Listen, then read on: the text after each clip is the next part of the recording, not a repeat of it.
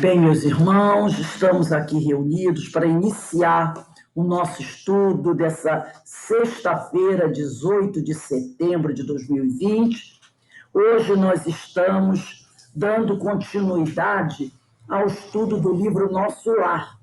Nós estamos estudando o capítulo 2, que tem por título Clarencio. E hoje é a nossa segunda aula desse capítulo. Eu vou começar fazendo a leitura do livro, desse capítulo, né? E, paralelo a isso, nós vamos fazendo as nossas considerações. E nós sempre pedimos aos amigos que deixem o Pentateuco próximo para que a gente possa ir lançando mão desses livros e fazendo as nossas observações, relembrando aí tudo que precisamos relembrar, não é? Porque o Pentateuco nos ajuda muito nesse estudo, né?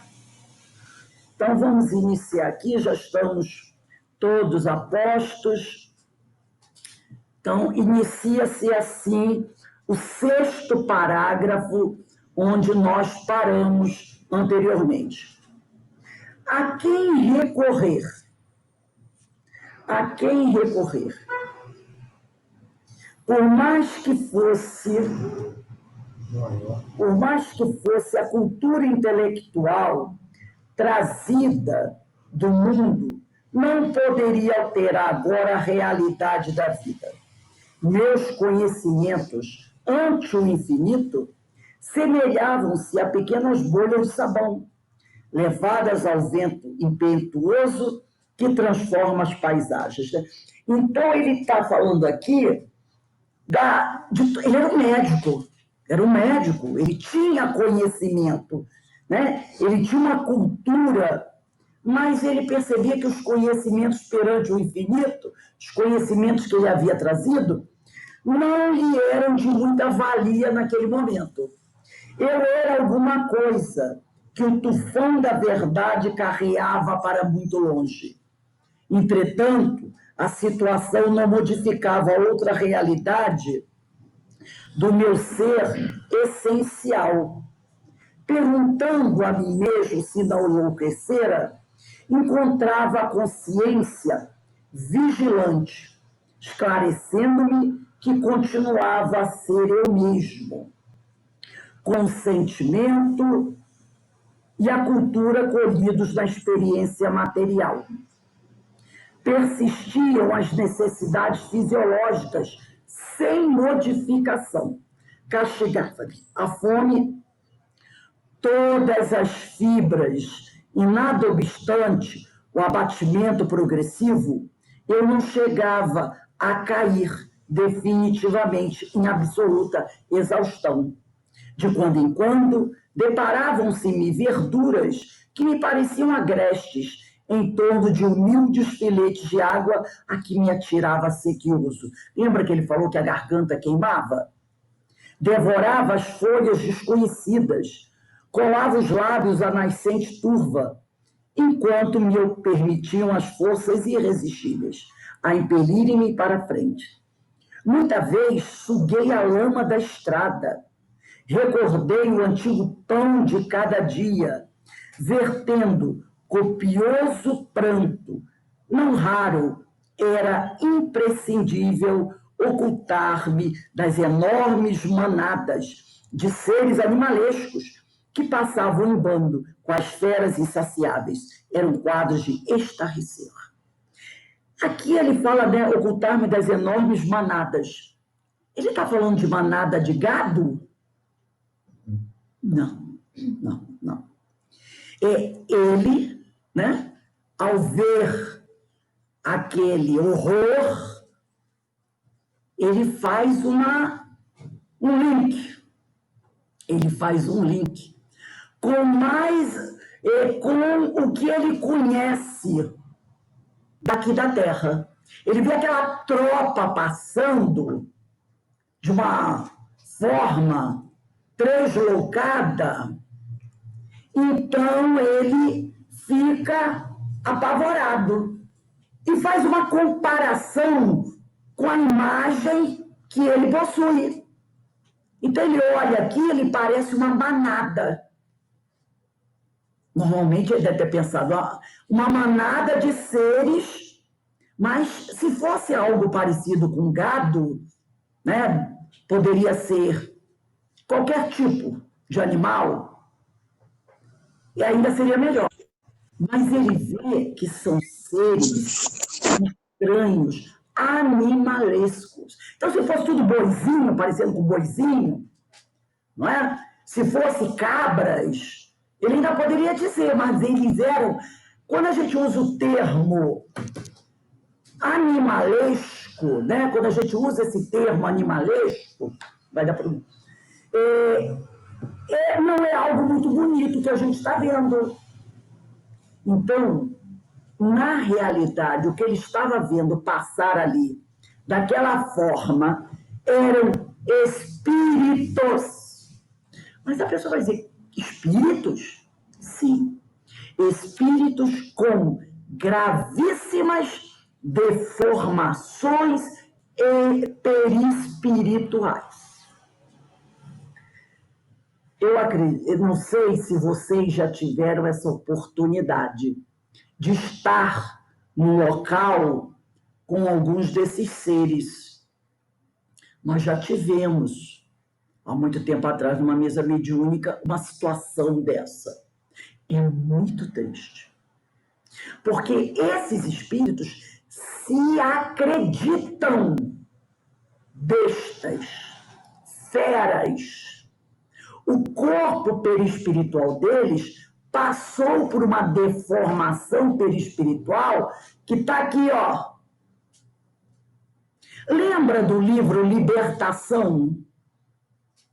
No livro Libertação, André Luiz, com os companheiros, chegam a uma região de muita dor e sofrimento, aquelas regiões que o pessoal fala de ranger de dentes.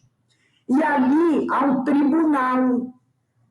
E um daqueles espíritos, que se considera o legislador, o grande juiz, o mago, ele julga as pessoas. É igual um tribunal aqui. Quem está acostumado com o tribunal aqui na Terra, o que acontece?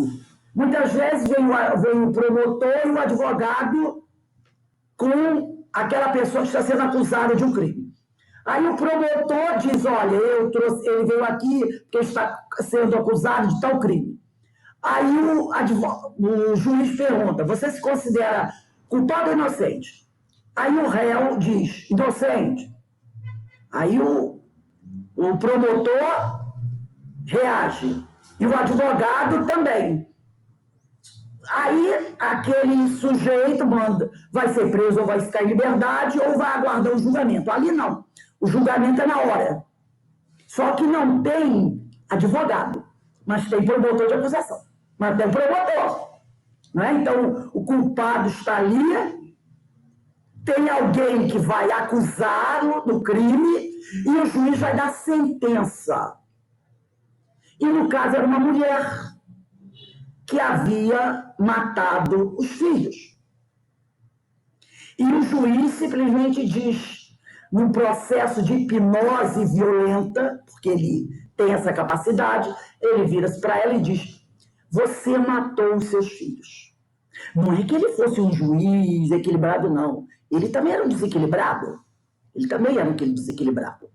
Mas ele tinha todo aquele poder, né?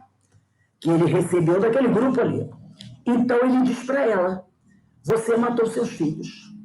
Você é como uma loba. E aí ele olha para ela e diz 2 ou 3 vezes, você é uma loba, você é uma loba. Uma indução mental.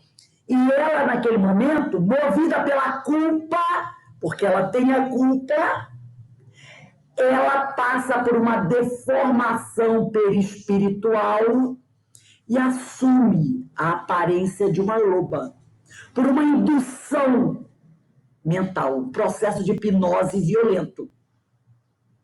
E quanto tempo ela vai ficar assim? Não sei. Quanto tempo, não é? For necessário para que ela se reajuste com a lei.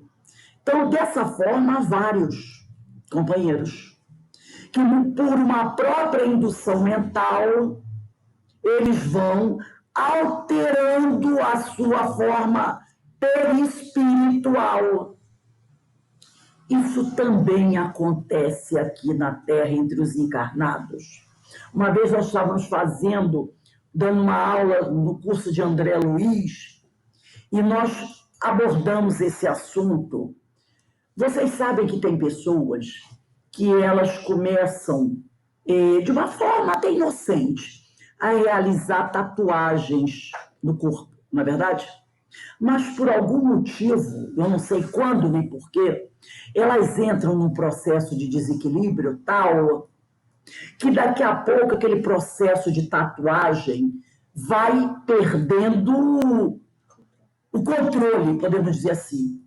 Daqui a pouco a pessoa não está só fazendo tatuagem, ela está mandando implantar no próprio corpo. Ela começa com as tatuagens, porque ela começa a se tatuar, se tatuar, se tatuar, se tatuar. Daqui a pouco a tatuagem não atende, ela manda implantar, eu não sei se vocês já viram, chifres na testa. Elas cortam a língua para parecer com a língua de serpente e fazem mudanças no corpo físico assustadoras. Algumas querem ter a aparência de uma leoa. Não sei se vocês já viram. A pessoa faz um monte de plástica para ter a aparência de uma leoa. O outro quer ter a aparência do boneco, de um boneco infantil. De um boneco infantil. E assim as pessoas vão violentando o próprio corpo. Eu acredito que seja um processo obsessivo terrível. E às vezes, a tatuagem faz tatuagem até na íris do olho. Coisas incríveis.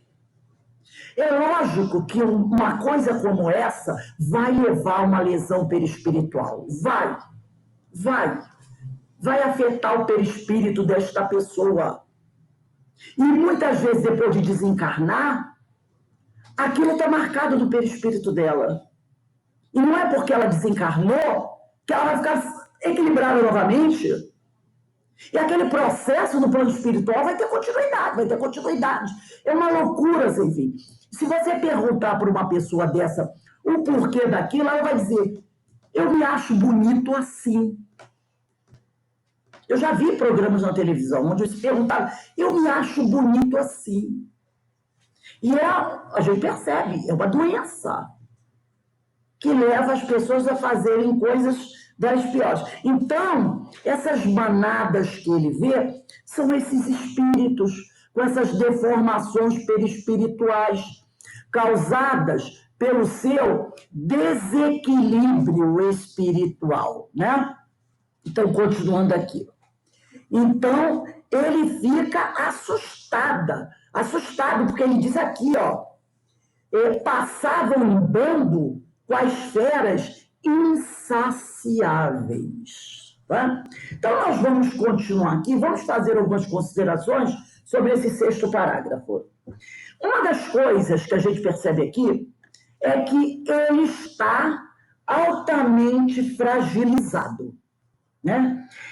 E aí a gente perguntaria, em suas imperfeições, das imperfeições que a gente percebe aqui do André Luiz, qual foi a primeira barreira ultrapassada por ele? A primeira barreira que ele tem que ultrapassar é a do orgulho, né? Reconhecendo, como ele disse aqui, que apesar do conhecimento intelectual que ele traz da Terra, afinal ele é um médico, ele nada conhecia sobre as questões espirituais, ante o infinito. Ele era um ignorante. Apesar de ser um médico, ele era um ignorante das questões espirituais. Ele não tinha a mínima noção nisso. E aí a gente pergunta, isso é um caso que toca só André Luiz? Será que muitos de nós também não estamos numa situação semelhante a essa? Tendo muita cultura, né? Falando, às vezes, várias línguas, conhecendo inúmeras obras filosóficas, mas será que nós também não estamos deixando um pouco de lado o estudo das questões do espírito? É preciso, né? A gente não pode deixar que esse orgulho, eu sou um intelectual, que esse orgulho nos domine. Nós temos que lembrar que, em relação a essas questões, nós ainda somos muito ignorantes. Precisamos estudar mais, conhecer mais, para nos prepararmos, para não encontrarmos grandes dificuldades, porque um dia ninguém vai se livrar dessa, terá que retornar para casa, não é verdade? E aí, como será?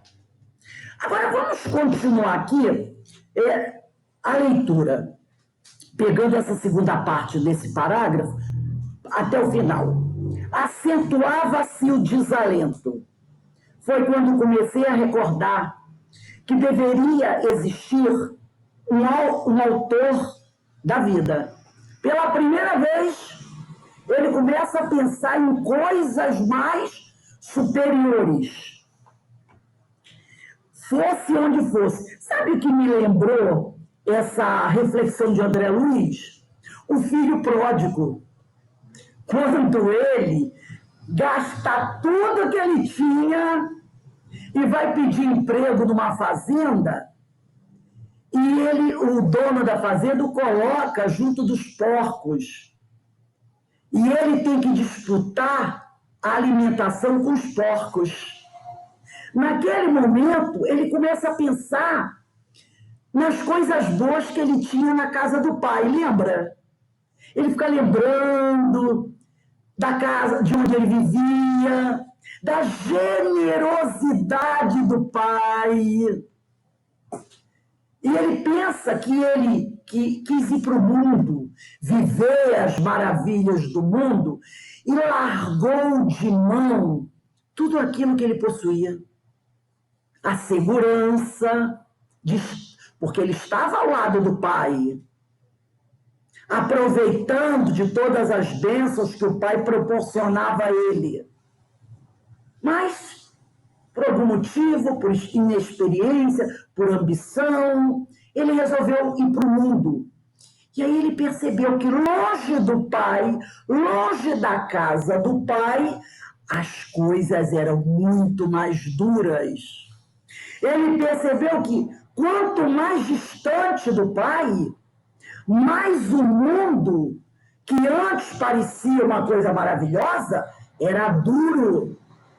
Era muito duro. E aí ele sente saudade. E aí ele pensa no pai, nas maravilhas que ele tem, como o André Luiz, aqui pela primeira vez, começa a pensar que deve existir um autor da vida. Então, eu me lembrei, fazendo esse paralelo com o filho pródigo, quando a ficha começa a cair, né? E ele diz aqui, fosse onde fosse. Então, ele começa a perceber que tem um autor da vida, em algum lugar, onde fosse. Essa ideia confortou-me. Só de pensar que existe um Senhor da vida, aquilo já o confortou.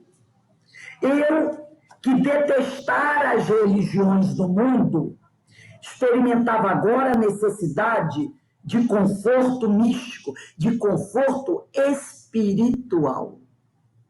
Médico extremamente arraigado ao negativismo da minha geração, impunha-se-me atitude renovadora. Tornava-se imprescindível confessar a falência do amor próprio, a que me consagrara orgulhoso. Então, ele começa a pensar na sua pequenez em relação ao mundo, né? Então, vamos aqui fazer uma reflexão. O que será que mantinha André Luiz resistente à loucura? Porque ele está envolvido nessa coisa toda, mas percebe que ele consegue manter dentro de todo esse tumulto, essa tempestade, um certo equilíbrio. Ele não se deixa arrastar pelo desespero, ele está assustado, ele está com medo, ele está aterrorizado por aquilo, mas ele consegue manter uma certa sanidade que muitos outros não conseguem. Não conseguem. Em meio ao caos, ele consegue manter uma sanidade que lhe permite pensar nessas coisas. Em Deus, que deve ser o autor da vida, que ele não tinha se preocupado com religião, com as coisas que ele consegue manter um raciocínio, né? Então, apesar dele se perder em tudo aquilo, e ele diz, ele até se acreditava como pequenas bolhas de sabão. Olha a fragilidade de uma bolha de sabão, não é? Levada pelo vento. Ela vai embora. Né? Pelo vento impetuoso, ele mantinha a consciência de si mesmo e de sua bagagem íntima. Ele percebia que era um homem culto, mas era um ignorante sobre as coisas espirituais. Era isso que fazia com que ele mantinha convicto de que não enlouquecera. O que o mantinha são era a perfeita ideia de quem ele era. Era isso. Ele fazia questão de refletir sobre quem ele era, sobre a sua vida, sobre a sua situação atual. Esse olhar para dentro é que fazia com que ele ficasse são. Ele começa a olhar para dentro dele, a se procurar, a se identificar. Então, esse mergulho para dentro dele é que faz, aí vem de novo, ó Joana de Anjos aí, é que faz com que ele se mantenha vivo, entre aspas. Ele mergulha para dentro dele. Ele se procura, ele se identifica. É essa busca de quem eu sou é que faz com que ele fique são. Muitas vezes nós não fazemos esse mergulho interior. Por quê? Porque a gente sabe que pode encontrar e a gente não quer encontrar. E aí a gente fica na superfície. Ele não, ele mergulha. Ele mergulha. E nesse mergulho, nessa busca de quem ele é verdadeiramente, é que ele consegue manter a sua sanidade. Vamos pegar aqui o Livro dos Espíritos, questão 165. Livro dos Espíritos, questão 65. Eu vou ler alguns trechos aqui. Na questão 165, Allan Kardec faz a seguinte pergunta aos espíritos. O conhecimento do espiritismo exerce alguma influência sobre a duração mais ou menos longa da perturbação? Espiritismo a gente pode traduzir por o Evangelho, tá? Porque o espiritismo é o Evangelho redivivo. E os espíritos respondem, influência muito grande. Por isso que o espírito já antecipadamente compreendia a sua situação. Mas a prática do bem e a consciência pura são o que maior influência exerce. Então tem uma notinha aqui que eu vou ler um trecho. Por ocasião da morte, tudo a princípio é confuso. De algum tempo, precisa a alma para entrar no conhecimento de si mesma. Ela se acha como que aturdida, no estado de uma pessoa que despertou de profundo sono e procura orientar-se sobre a sua situação. Isso aqui vai ser comum a todos nós, tá? A lucidez das ideias e a memória do passado lhe voltam à medida que se apaga a influência da matéria, que ela acaba de abandonar. E à medida que se dissipa a espécie de névoa que lhe obscurece os pensamentos. Muito variável Agora que a gente tem que começar a observar. Muito variável é o tempo que dura a perturbação que se segue à morte. Pode ser de algumas horas, como também de muitos meses, e até de muitos anos, ou até de séculos.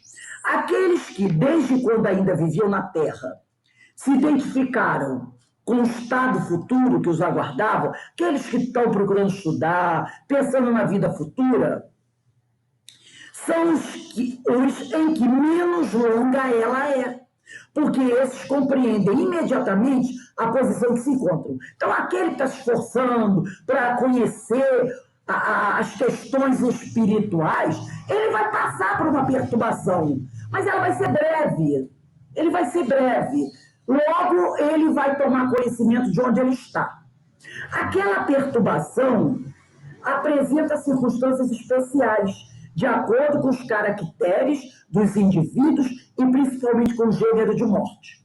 Nos casos de morte violenta, por suicídio, suplício, acidente, apoplexia, quer dizer, deve ser um infarto, um derrame, um negócio assim, ferimentos, etc., o espírito fica surpreendido. Quantos companheiros estão surpreendidos que foram internados pela Covid, não é?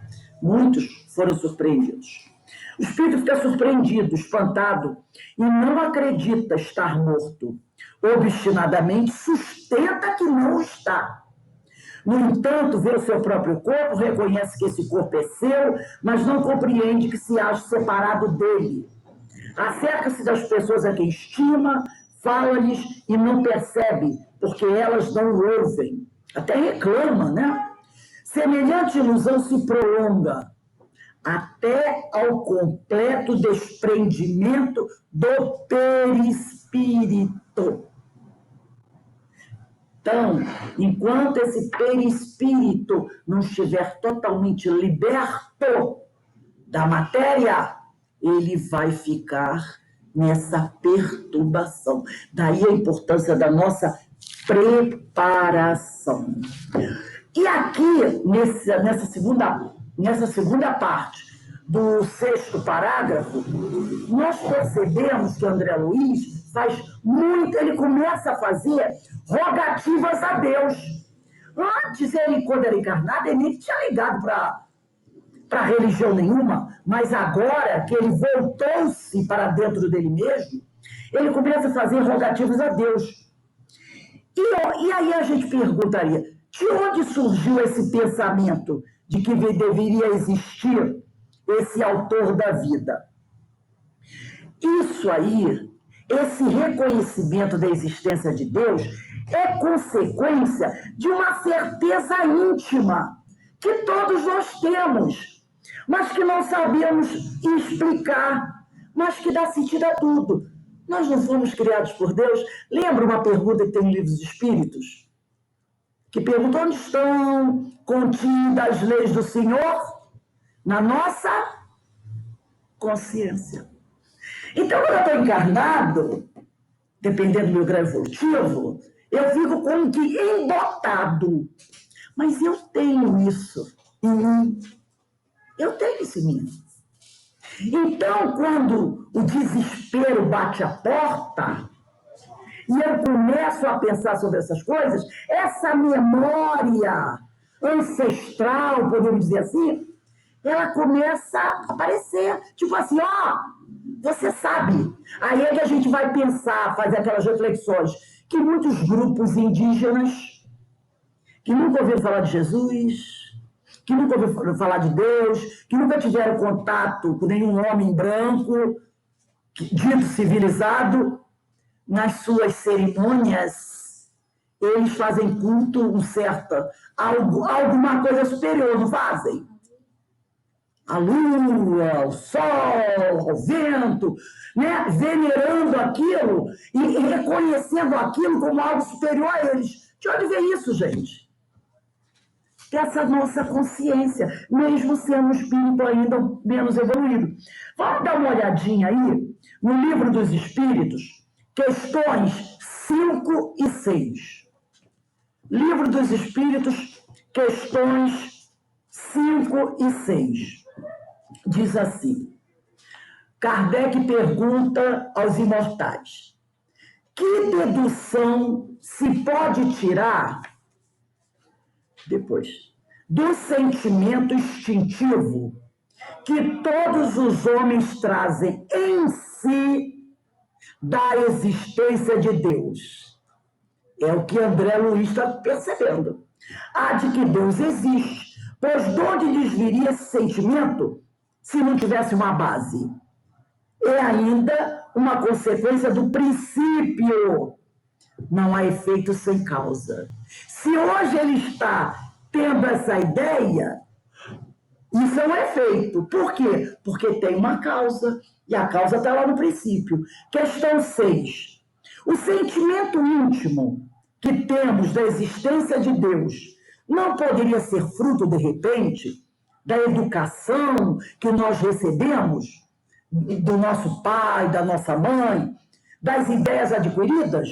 E eles respondem: se assim fosse, por que existiria nos vossos selvagens esse sentimento? Ele está falando dos indígenas, né? A época de Kardec, 1857, né? Nós sabemos que, né, ainda existiam muitas tribos, ainda se tinha aquela ideia de selvagens, não é? E tem uma notinha de Kardec que diz assim: se o sentimento da existência de um ser supremo fosse tão somente produto de um ensino, não seria universal. Porque tem famílias que não ensinam nada aos seus filhos sobre isso. Não é verdade? E essa ideia é uma coisa universal.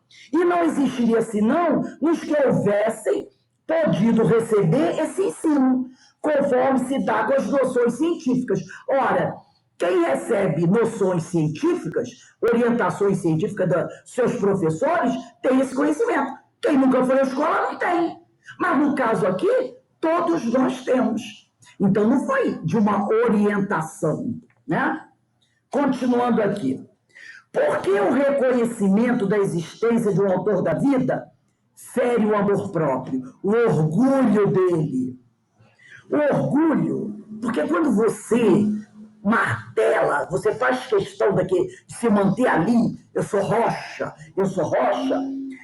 você acha que esse seu orgulho é autossuficiente, é superior a tudo.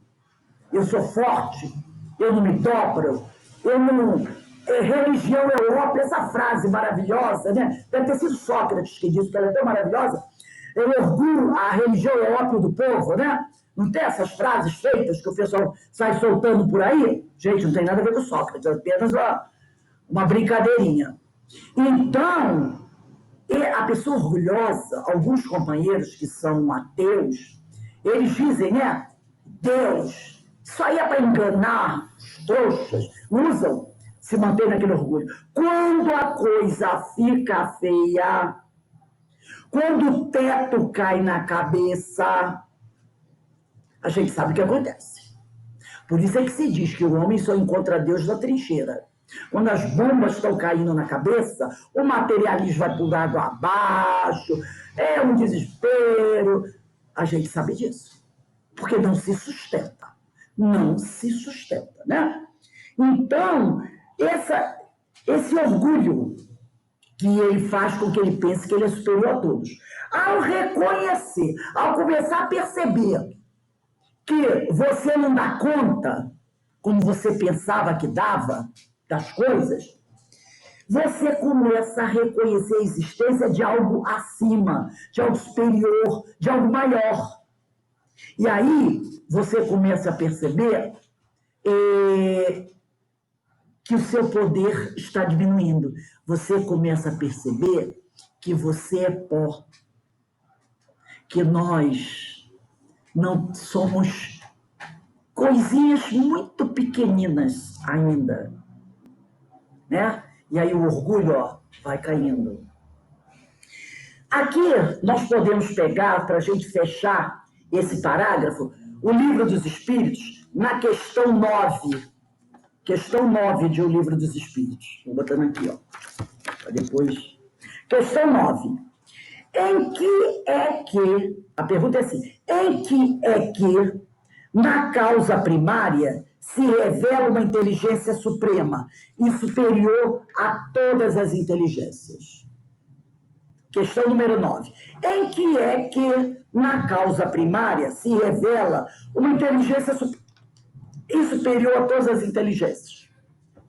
E os espíritos respondem: tendes um provérbio que diz: pela obra se reconhece o autor. Pois bem, vede a obra e procurai o autor.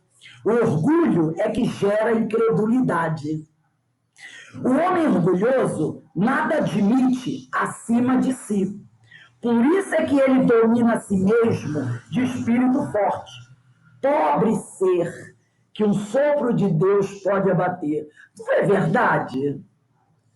As pessoas às vezes se consideram, né, a última Coca-Cola gelada do deserto. Ao meio-dia. Imagine-se no Saara ao meio-dia, né?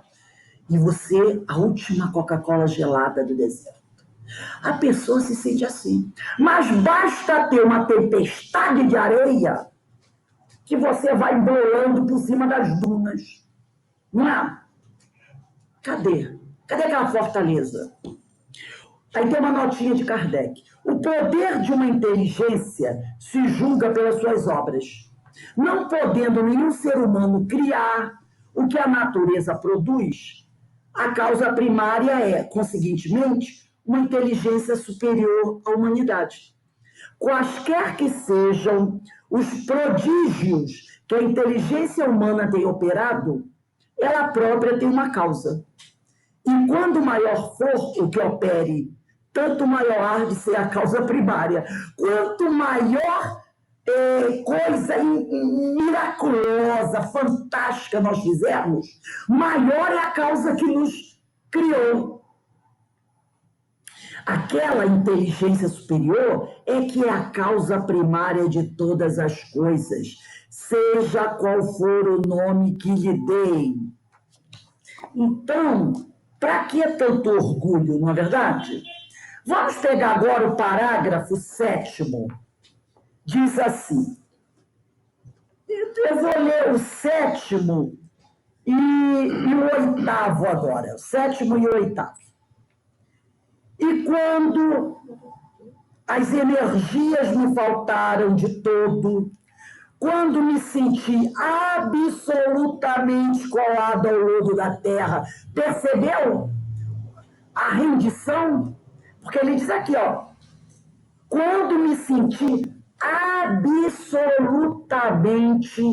absolutamente, isso aqui é aquele detalhe, né? Esse se entregou.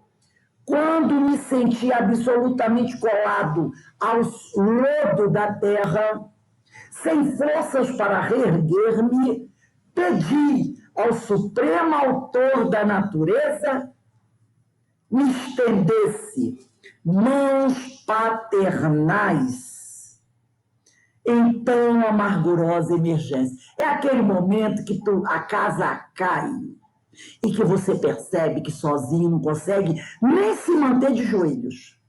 Nem de joelhos. Aí o homem, né?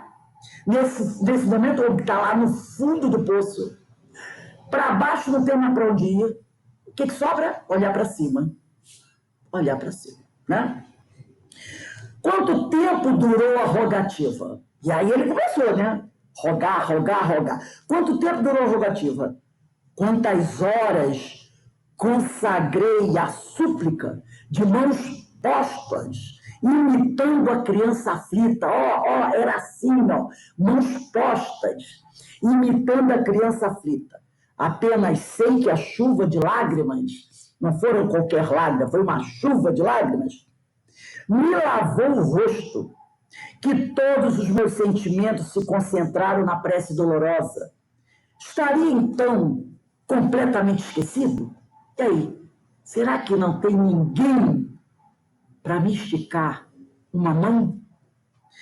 Não era igualmente, agora está até questionando, olha só, filho de Deus, embora não cogitasse, não pensasse de conhecer-lhe a atividade, quando engolfado nas vaidades da experiência humana, quando estava mergulhado nas vaidades da experiência humana, por que não me perdoaria o eterno Pai quando providenciava? Ele lembrou até de uma passagem do Evangelho: ninho às aves inconscientes e protegia bondosa a flor tenra, mimosa dos campos agrestes. Lembra daquela passagem, né? Se o pai, o pai da terra não dá pedra ao filho que pede pão, o Senhor que veste as aves do céu com cores majestosas, que não deixa faltar alimento aos pássaros. Ele lembrou até dessa passagem. Se o Pai, que é magnânimo e atende aos seres inferiores da natureza, ele vai ficar ao relento? Afinal, isso não estava lá no Evangelho? Então ele está pensando, como diz o outro, né? Cadê a minha parte? Cadê a minha parte? Então a gente perguntaria ali, qual a importância da prece realizada? Ao elevar o pensamento em prece a Deus, ele, André Luiz, pela primeira vez, conseguiu alterar o seu padrão vibratório. Ele conseguiu alterar o seu padrão vibratório. E aí, ele abriu a porta para que a ajuda chegasse, para que os espíritos bons pudessem penetrar. Porque quem fecha a porta somos nós. A gente fica ali, fechado em nós mesmos, rodando em círculo ali, e você não ergue o pensamento ao alto. No momento que ele se humilhou, percebeu que ele não era, como diz o Chico, subverme, lembra do subverme? Porque ele falou para um amigo que ele era só um verme, e o Manuel falou para ele, opa, peraí, verme não, que o verme é importante para a terra. O verme é importante para a terra, não se compare ao verme. Aí ele, tá bom, eu sou um subverme. Então, no momento que ele se reconheceu um subverme, ele mudou a frequência do seu padrão vibratório. E aí, a ajuda começou a chegar. Porque quem fecha a porta, é igual aquele quadrinho que todo mundo conhece, que tem nas casas, Jesus de frente para uma porta, batendo com uma lanterna, não é? Batendo na porta. Esse quadro é clássico. Muitas residências já tiveram. Jesus na porta, em pé na porta, com a lanterna na mão, batendo na porta. Se a gente olhar para o quadro, a gente vai ver que na porta não tem maçaneta. Não tem maçaneta pelo lado de fora. Mostrando que não é Jesus que tem que abrir a porta para entrar. A maçaneta está pelo lado de dentro. Aquela porta representa o nosso coração. Somos nós que temos que, por dentro, botar a mão na maçaneta, abrir a porta, para que Jesus entre. E ele entra com uma lanterna. Levando o quê? Aquela lanterna simboliza o quê? A iluminação.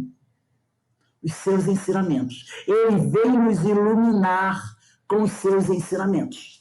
Mas somos nós que temos que abrir a porta. E aqui, pela primeira vez, André Luiz abriu a porta. Ele alterou seu padrão vibratório. Todo mundo lá, vamos lá na nossa... Parece aulinha, né? Mas esses livros não dá para abrir mão deles.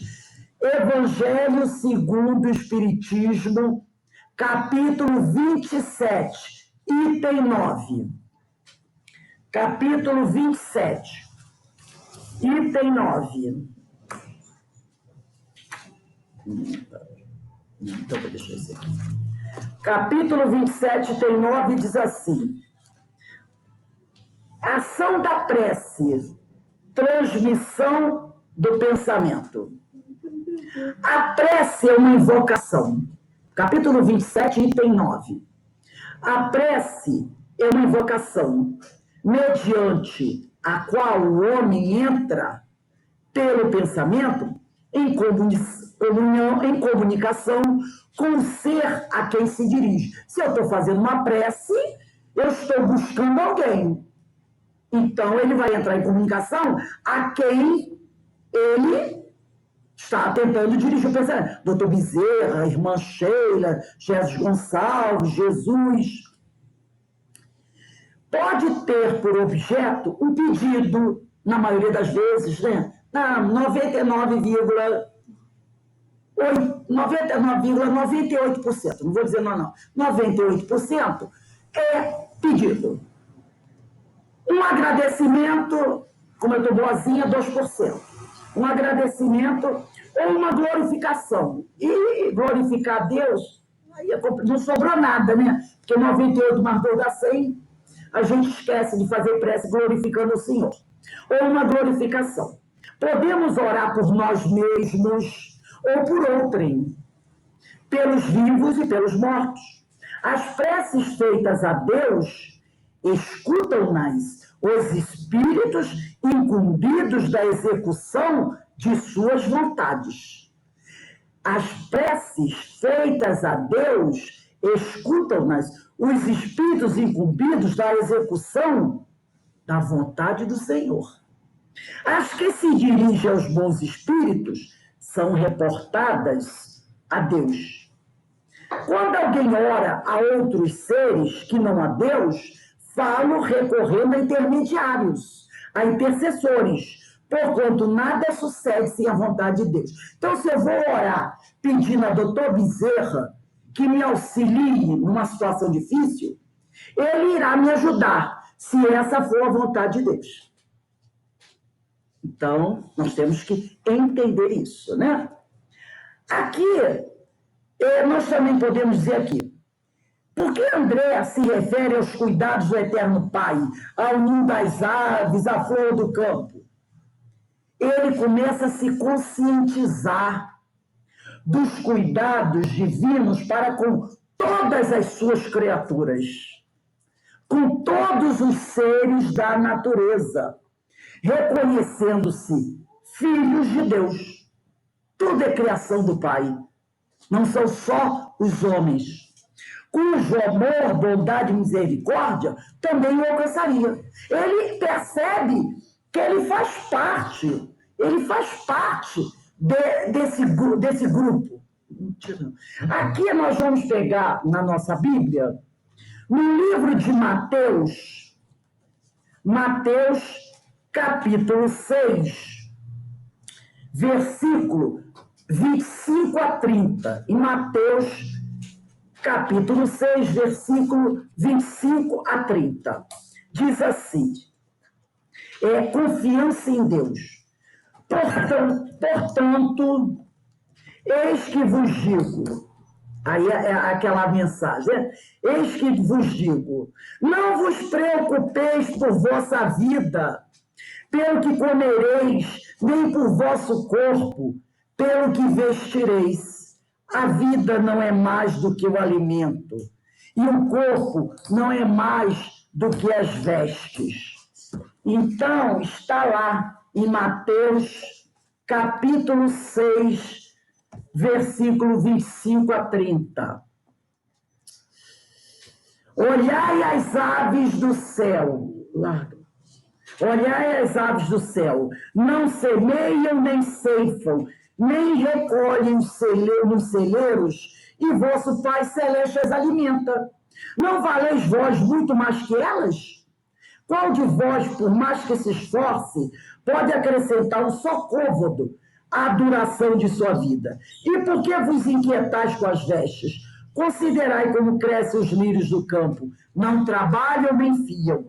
Entretanto, eu vos digo que o próprio Salomão, no auge de sua glória, não se vestiu como um deles. Se Deus veste assim a erva dos campos, que hoje cresce e amanhã será lançada ao fogo, quanto mais a vós, homens, de pouca fé. Era essa passagem que o André estava se lembrando, né? Está lá em Mateus, capítulo 25, capítulo 6, versículo 25 a 30.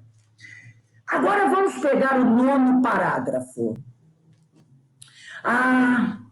É preciso haver sofrido muito para entender todas as misteriosas belezas da oração. É necessário haver conhecido o remorso, a humilhação, a extrema desventura, para tomar com eficácia o sublime elixir de esperança. Foi nesse instante que as neblinas espessas se dissiparam, porque foi nesse momento que, através da prece, ele fez a conexão com o alto. E aí ele diz que as neblinas espessas se dissiparam. E alguém surgiu, emissário dos céus, um velhinho simpático, me sorriu paternalmente, inclinou-se, fixou nos meus os grandes olhos lúcidos e falou: coragem, meu filho, o Senhor não te desampara. E aí no parágrafo 10º, amargurado pranto banhava minha alma toda. Emocionado, quis traduzir meu júbilo, comentar a consolação que me chegava, mas reunindo todas as forças que me restavam, pude apenas inquirir, pude apenas perguntar: quem sois, generoso emissário de Deus? O inesperado benfeitor sorriu e respondeu: chamo-me Clarencio, sou apenas teu irmão. Né? Então, chamo-me Clarencio, sou apenas teu irmão. E aí, nós vamos... Eu vou ler aqui o 12 também. O 12. E percebendo o meu esgotamento, acrescentou: agora permanece calmo e silencioso. É preciso descansar para reaver energias. Então, vamos agora começar a destrinchar aí até o parágrafo 12. Qual a consequência da rogativa dele? O socorro chegou. No momento que ele faz o pedido, o socorro chega. Assim é para todos nós. Né? E por que foi preciso que André descesse até o fundo do poço para receber ajuda? É necessário que cada um de nós colha os frutos amargos do que nós semeamos, para reconhecer suas faltas e desejar corrigi-las. No entanto, todos os espíritos estão sob a guarda de protetores, dos nossos anjos da guarda, como as pessoas falam, né? Ocultamente nos acompanham e procuram nos intuir durante toda a nossa vida bons pensamentos e resoluções. Ao transpor seu orgulho e atingir o firme propósito de receber ajuda, alcançou as vibrações oportunas, a assistência direta. Então é preciso que a gente busque ajuda. No momento que a gente, primeiro, é preciso passar pela dor, porque a dor é educativa, ela sacode a gente, né? Mas a gente nunca está sozinho, a gente pensa que está sozinho, mas a gente nunca está sozinho. Os nossos amigos espirituais estão sempre junto de nós, tentando nos cutucar, chamar nossa atenção, fazer a gente ver a verdade, fazer a gente prestar atenção. Mas como somos rebeldes, nós queremos ficar voando. Uma vez, essa cena é de um filme, eu vejo muito filme, que me reportou a isso. Fica ali, ó, fica ali, no famoso mundo da lua, e não põe os pés na terra para ver a verdade, né? Mas eles estão sempre ali.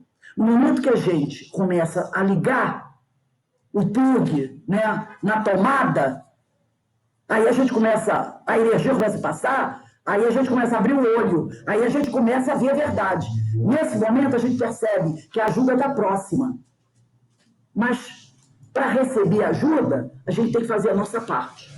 E no livro O Céu e o Inferno, no capítulo 7º, na primeira parte, Código Penal da Vida Futura, primeiro item, Céu e o Inferno, capítulo 7, primeira parte, Código Penal da Vida Futura, no primeiro item diz assim: a alma ou espírito sofre na vida espiritual as consequências de todas as imperfeições de que não se libertou durante a vida corpórea. Quem quiser acompanhar, O Céu e o Inferno, capítulo 7, primeira parte, Código Penal da Vida Futura, primeiro item.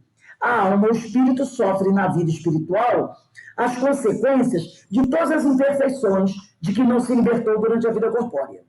Seu estado feliz ou infeliz é inerente ao grau de sua depuração ou das suas imperfeições, né? Então, quem é Clarencio? Clarencio é um espírito benfeitor, em condições de prestar ajuda, atendendo à providência divina.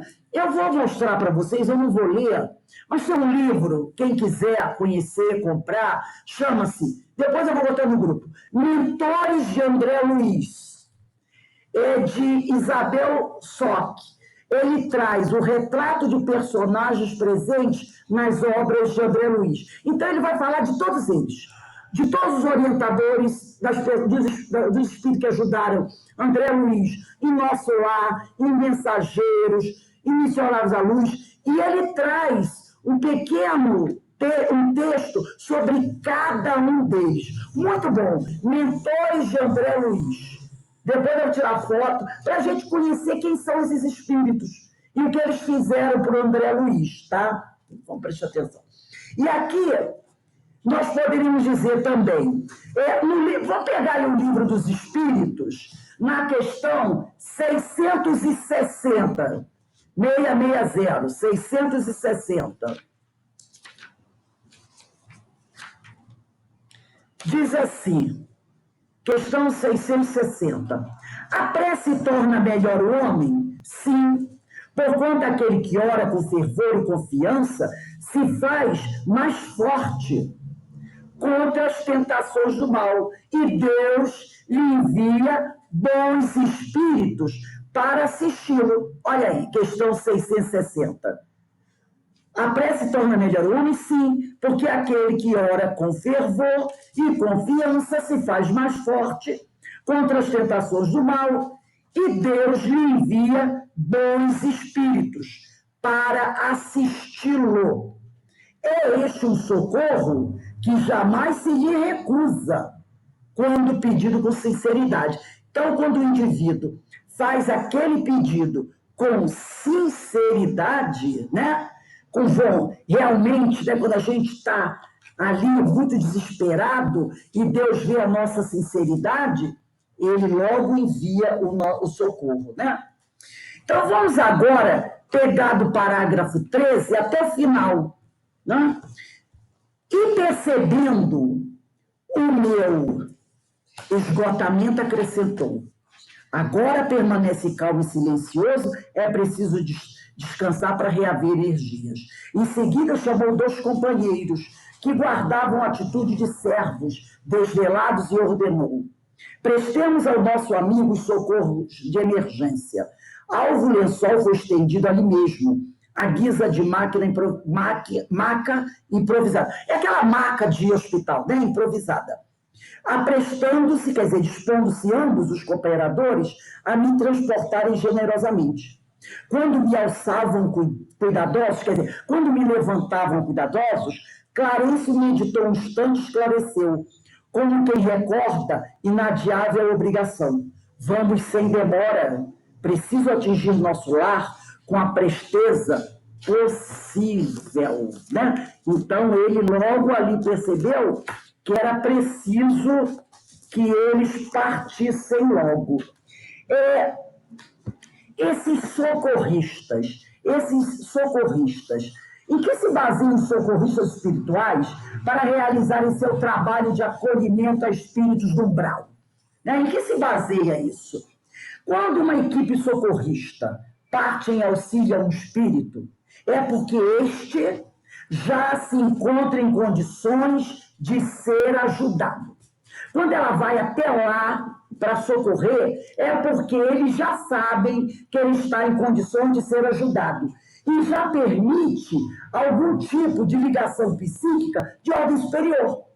Pois, do contrário, não haveria possibilidade dele ser socorrido. Então, quando o espírito é socorrido, é porque ele já se mostra fazendo essas ligações com a espiritualidade boa. Então, eles percebem que está na hora. Semana passada eu falei com vocês desse livro, Nas Fronteiras da Loucura, de Divaldo Pereira Franco, pelo espírito Manuel Filomeno de Miranda. Aí hoje eu trouxe aqui para ler para vocês, para nós encerrarmos, e eu gostaria assim, que todos prestassem bastante atenção nessa mensagem, está no capítulo 22 desse livro, esse trecho. O livro é Nas Fronteiras da Loucura, de Divaldo Pereira Franco, pelo espírito Manuel Filomeno de Miranda, capítulo 22, atendimento coletivo. É um pouquinho grande, mas eu vou ler, porque é de muita importância. Manuel Filomeno de Miranda começa assim. Momentos depois, eles saíram. É aquele livro do hospital que é erguido em cima do Campo de Santana em períodos carnavalescos. Então, eles estão num trabalho de caravana. Manuel Filomeno de Miranda, os companheiros, guiados pelo Dr. Bezerra de Menezes, que é quem organiza esse trabalho. E ele diz assim, Manuel Filomeno de Miranda, momentos depois, o amigo, quer dizer, o amigo Dr. Bezerra, convidou-nos à tarefa nova que nos aguardava. Trata-se, elucidou prestimoso, doutor Bezerra, de atendimento a grande número de sofredores, fixados em região de punições, a que se submetem em área próxima daqui. É naquela região onde ficava aquele presídio Frei Caneca, ali por trás do Sambódromo. Era um mundo espiritual, primitivo. Ele está falando da parte espiritual daquela região, né? A parte espiritual daquela região. Era um mundo especial, primitivo, pantanoso e nauseante na grande área urbana. Então, no centro da cidade, havia esse local ali, que espiritualmente falando, era um lugar de terror. Gemidos e imprecações misturavam-se em aterradora intensidade. O benfeitor instruiu-nos para que avançássemos em fila indiana e não nos detivéssemos sob pretexto algum. Caminhando à frente, deixava marcas, doutor Bezerra ia na frente, e ele deixava marcas luminosas no marnel sobrio, quer dizer, no meio do pântano, para que os outros seguissem e não se perdessem.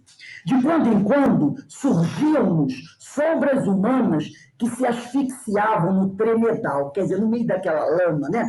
Levantando-se a gritar, para logo desaparecer no lamaçal pútrido. Eles levantavam da lama, gritavam imprecações e afundavam novamente. Depois de mais de meia hora de avanço lento e cuidadoso, paramos à borda de um despenhadeiro súbito, de onde se via com dificuldade o abismo indimensional. Naquelas circunstâncias, onde não oscilava qualquer chama, onde a esperança parecia não existir, era o lugar de ranger de dentes. Utilizando-se de uma corneta de propagação de som, o benfeitor, profundamente concentrado, começou a falar. Irmãos do sofrimento, a misericórdia do Pai magnânimo chega até vós. Sou o momento da vossa recuperação e próxima paz. Aproveitai, tentai o arrependimento e vinde que vos esperamos. Levantou-se um clamor que ensurdecia. Blasfêmias e ameaças cruzaram o ar pestilento. Gritaria infrene estrugiu repentina. Palavras grosseiras e epítetos desagradáveis foram atirados. Ladridos e uivos animalescos acompanharam a balbúrdia que se fez violenta. Fora os infelizes capachos do crucificado. Assim que eles estavam xingando a caravana, né? Fora os infelizes capachos do crucificado. Fora, os crucificaremos também. Baldoavam acusações terrificantes e enfurecidos. Muitos que ali dominavam arremessaram do pão, quer dizer, do abismo, quanto encontravam.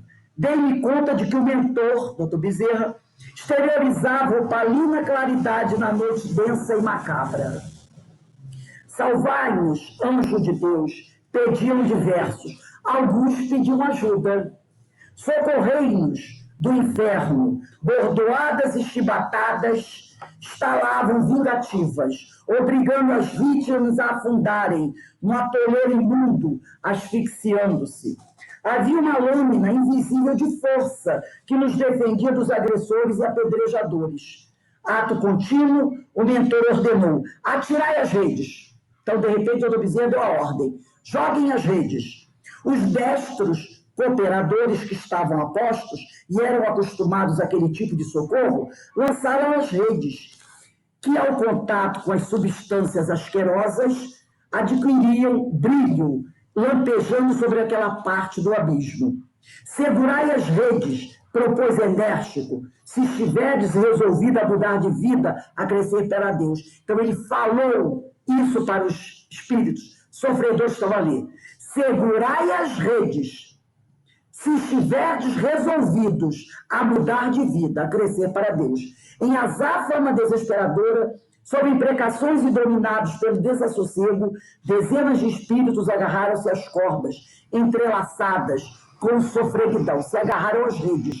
Observei, diz Manuel Filomeno de Miranda, que alguns dos encarcerados do Pantanal não conseguiam segurá-las, pois que pareciam as cordas da rede se desfazer ao seu contato, o que provocava reações de ira e de zombaria deles mesmos revoltados. A operação demorou por quase um quarto de hora, retirando-se os que se amparavam ao tempo em que eram colocados em padiolas e repetidos-se os arremessos até que foram recolhidos. Muitos foram recolhidos, outros, quando seguravam, as cordas se rompiam, eles caíam no abismo e xingavam. Apieda-se o Senhor, disse o benfeitor, compungido de vós todos. Aí ele falou para aqueles que foram retirados. E em meio tom acrescentou: partamos, a tarefa está encerrada. Sob chuva de impropérios, em que a obscenidade e as acusações infames se misturavam, ameaçadoras, retornamos obedecendo a mesma ordem. Quando já saíramos do charco sombrio, temerárias substâncias retiradas quando já saíramos do charco sombrio, temerário, indaguei, aí é Manuel Filomeno de Miranda falando, indaguei com todo o respeito o porquê de muitos que se amparavam nas redes não conseguirem sair do lodaçal. As redes, explicou o Dr. Bezerra, são feitas de substâncias retiradas do fluido cósmico, fortes, porém delicadas. Registram as irradiações mentais daqueles que as tocam. Se o peso específico da sua exteriorização psíquica é negativo, elas diluem-se. Nos casos contrários, erigam-se, ficam mais fortes.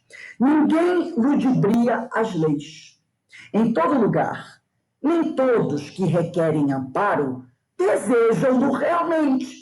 Nem todo aquele, lembra do Evangelho, que diz: Senhor, Senhor, está pronto para entrar no reino dos céus. Que às vezes, é só da boca. Então ele diz aqui, às vezes, em todo lugar, nem todos que requerem amparo desejam-no realmente. Às vezes querem se liberar de situações que lhe desagradam, sem que mudem de comportamento.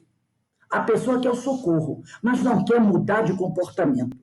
Choram e sofrem, mas não pretendem a transformação interior, necessitando de aprendizado penoso para que se modifiquem as estruturas íntimas do ser, quando se capacitarão para o renascimento de si mesmos. Então, Jesus falou: nem todo aquele que diz Senhor, Senhor, entrará no reino dos céus. Então, foi o que ele falou aqui, né? Quando a equipe socorrista vai até lá para socorrer esses companheiros infelizes sofrendo, é porque aquele que vai ser socorrido já está pronto. Sinceramente pronto, fazendo o seu esforço. Por que eles não levaram os outros que estavam à volta de André? Porque os outros estavam só da boca para fora pedindo ajuda. Então é preciso que a gente esteja realmente pronto, preparado, fazendo esse esforço verdadeiro por se modificar, para que a ajuda realmente chegue até nós. Então, alguém quer perguntar alguma coisa, quer fazer algum comentário antes de nós encerrarmos o estudo do livro Nosso Lar na noite de hoje? Não? Tá tudo bem? Nenhuma dúvida? Tudo bem, meus amigos. Então, agora nós vamos fazer uma parada, tá? De 15 minutos. E quando for 18h30, nós estaremos de volta para iniciar a nossa primeira aula do curso das Parábolas de Jesus. Para aqueles que não estarão conosco, eu deixo um beijo no coração e para os outros, até daqui a pouco.